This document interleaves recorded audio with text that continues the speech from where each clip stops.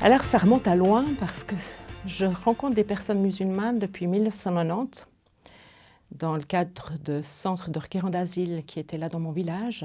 C'est du reste grâce à une famille croato-musulmane que ma vocation diaconale est née. Alors, la motivation première, c'était qu'à ce moment-là, je travaillais en prison, comme aumônière de prison.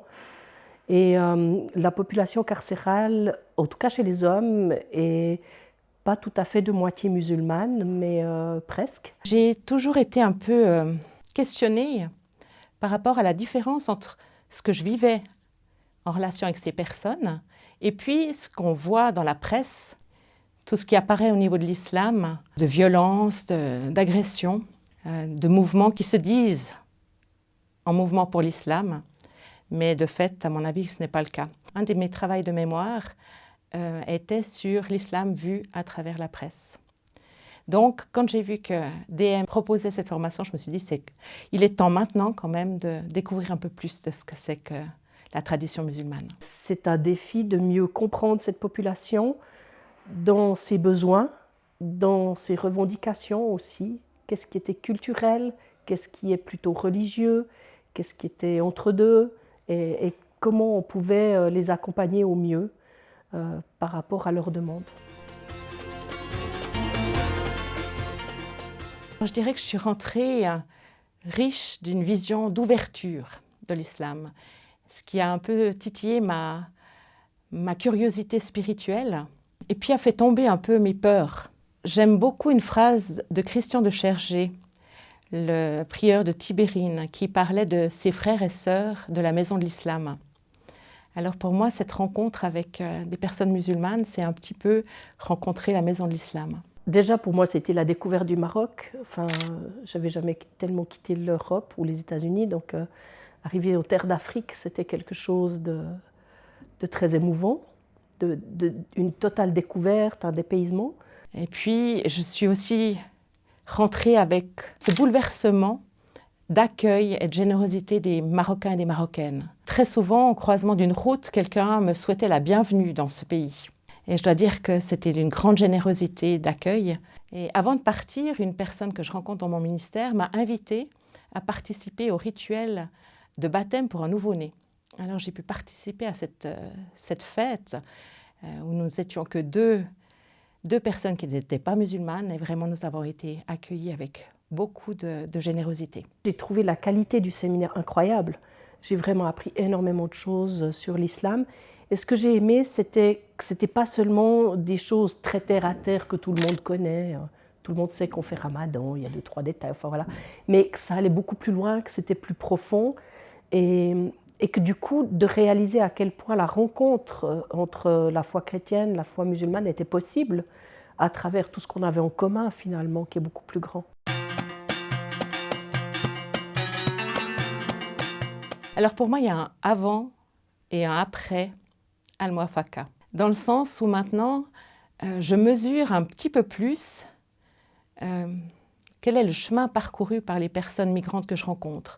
Non seulement par le chemin de déplacement géographique, déplacement culturel, mais aussi ce saut au niveau spirituel. Je crois qu'on est dans une société maintenant où l'interreligieux est partout. Et c'est hyper important d'avoir des gens qui sont capables d'entendre les uns et d'entendre les autres sans partir dans le conflit. Et pour moi, c'était un de mes défis déjà personnels, de mieux comprendre, d'arriver à apaiser ou de retrouver le dialogue avec l'autre. Ce que j'ai découvert à travers ce séminaire, c'est qu'il n'y a pas un seul islam, mais il y a un foisonnement de manières de vivre l'islam. Et cela m'a permis de découvrir que la foi de chaque musulman peut être différente de celle de quelqu'un d'autre. Quand quelqu'un me dit « Ah bah il y a une sourate qui parle de ça », je suis maintenant capable d'aller la lire, la sourate, de la retrouver, de la lire, de comprendre ce que la personne essaye de dire. Grâce au séminaire, j'arrive mieux à identifier de quelle ligne théologique la personne provient. Et ça me permet d'avoir une posture plus adaptée. Et puis dans les groupes de parole islamo-chrétiennes que j'anime, eh bien maintenant je me permets de donner la parole à chacune. Parce que jusque-là, certaines personnes prenaient la position d'autorité dans le groupe en disant voilà comment ça se passe en islam. Et puis les autres n'osaient plus rien dire à côté. Alors maintenant, grâce au séminaire, je pose la question aux personnes silencieuses, et chez toi, comment ça se passe?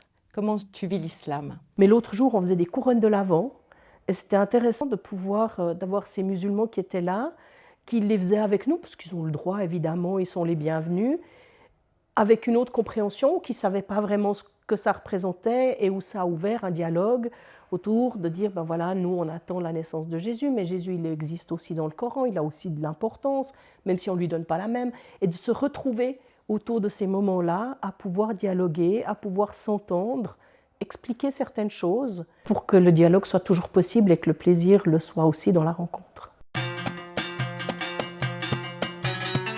Le séminaire d'islamologie d'Al-Muwafaqa est une occasion unique de découvrir l'islam à travers les connaissances de chercheurs, de spécialistes, de théologiennes, juristes, qui nous ont partagé leurs connaissances de manière ouverte. Et ça, c'est vraiment très précieux. Et le fait aussi d'être immergé dans un pays musulman, un pays ouvert aux autres traditions du livre, est une occasion aussi enrichissante de pouvoir avoir un contact avec un islam ouvert et bienveillant. Mais vous attendez quoi? Allez-y, c'est trop bien.